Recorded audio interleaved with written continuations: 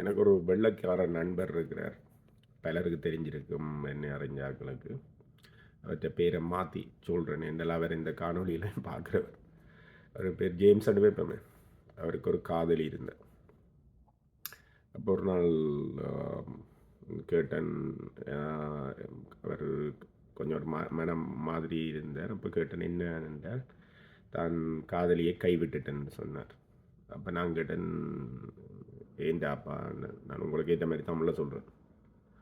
ஏம்பிட்டேன் நீ வாய் வடாப்ப ஏம்பிட்டேன் பேர் சொன்னேன். ஷீஸ் எ நீடின்னு சொன்னேன். இப்போ எனக்கு அப்போ விளங்கியில் அது.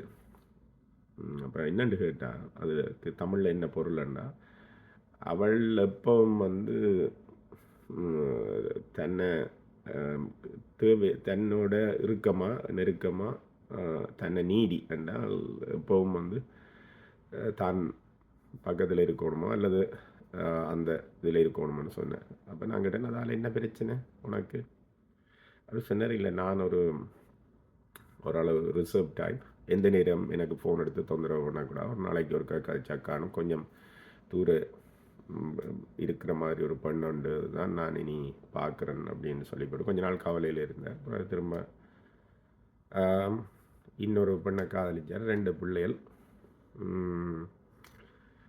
அப்புறம் அது இப்போ அதையும் விட்டுட்டு இப்போ வேறு 2 இருக்கிறார். அதுக்கு 3 பிள்ளைகள், இவருக்கு 2 பிள்ளைகள், அப்போ 5 பிள்ளைகள். இப்போ ஒரு நாள் இப்படி நடந்து கொண்டு இருக்கும்போது இடையில் ஒரு நாள் நல்ல வடிவாக வெளிக்கிட்டு போனார்.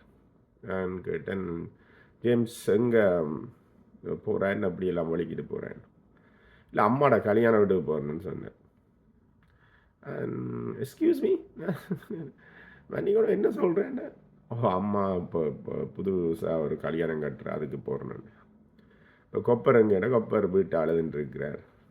என் வீலுக்கு 3 சவரம். இப்போ எனக்கு வடிவாக தெரியும், சின்னலேருந்து எனக்கு படிக்கும்போது 17 வயசுலேருந்து படிக்கும்போது தெரியுமா. இப்போ ஒரு நல்ல நண்பர். அப்போ இந்த கண்ணோடு காண்பதெல்லாம் அந்த பாட்டு தலைவா, அந்த பாட்டுக்கெல்லாம் நல்லா ஆடுவார். நல்ல தமிழ் கலைகளோடு எல்லாம் ஈடுபட்டால் நல்லா சமைப்பார். என்னத்தை கொடுத்தாலும் சாப்பிட்றதுக்கு ஏற்ற மாதிரி ஒரு கவர்ச்சியாக நாவுக்கினியை சமைச்சு தருவார். அப்போ அதோட நல்ல ஈடுபாடு. நல்லா சமைக்கிறாங்களா, எனக்கு நல்லா பிடிக்கும். அப்போ அம்மாவோட கல்யாணம் வீட்டுக்கு போகிறேன்.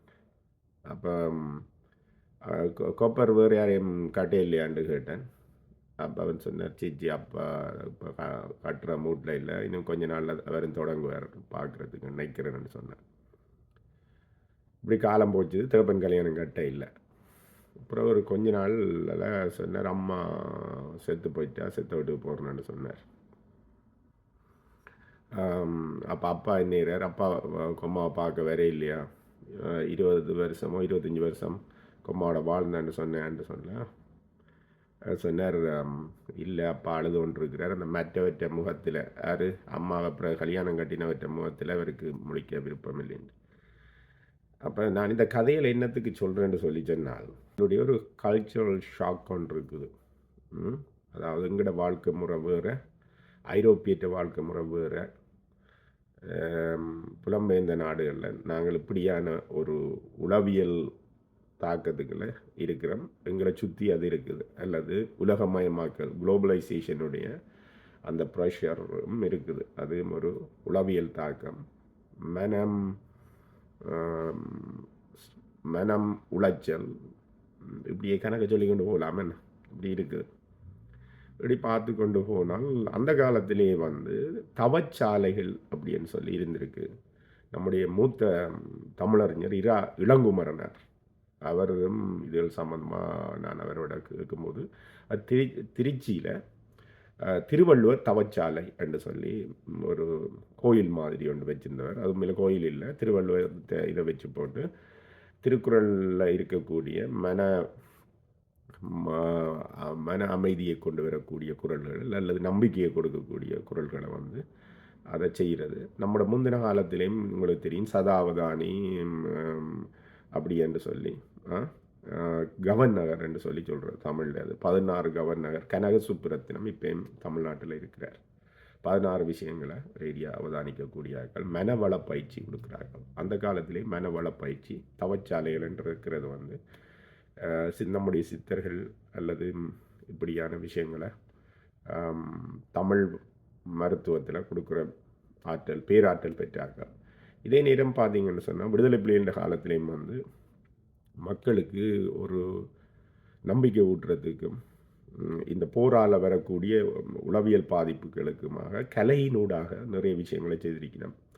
இப்பயும் அண்மையில் இது நம்முடைய பறை திருவிழா சம்பந்தமாக தட்டி கொண்டு போகும்போது நம்முடைய யாழ்ப்பாண பல்கலைக்கழக கலைத்துறை பேராசிரியர் ஐயா சிதம்பர செந்திநாதன், அவற்றை துணைவியார் தான் பத்மினி எம்பியாக இருந்தால் முந்தி விடுதலை புலிகள் காலத்தில் தமிழ் கூட்டமைப்பில் அமெரிக்க பல்கலைக்கழகத்தோடு சேர்ந்து ஒரு ஆற்றுப்படுத்தல் பண்பாட்டு மையம் என்று சொல்லி கொண்டு வச்சிருக்கிறார் கந்தர் மடத்தில்.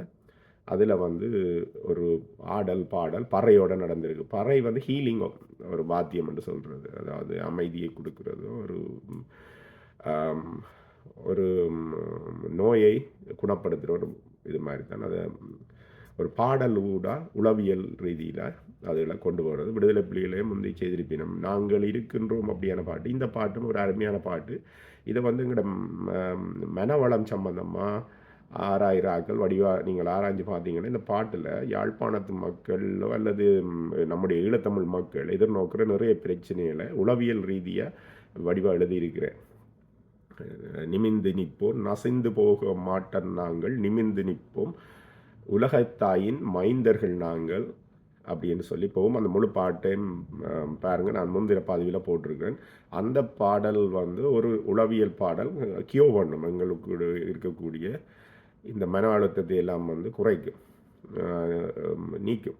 அந்த பாடலையும் வந்து பாடி நாங்கள் பறை அடிக்க இருக்கிறோம் என்று சொல்லி சொன்னால் அது எங்களுக்கு ஒரு கனடா வாழ் தமிழ் சொந்தங்களுக்கும் நம்முடைய ஊடகங்களூடாகவோ அல்லது சமூக வலைத்தளங்களூடாக கேட்டுக்கொண்டிருக்கிற புலம்பெயர்ந்த நாட்டு மக்களுக்கும் வந்து நிறைய மன அழுத்தத்தை குறைக்கும். அப்போ நாங்கள் எப்படியான நிலையில் இருக்கிறோம் பாருங்கள்.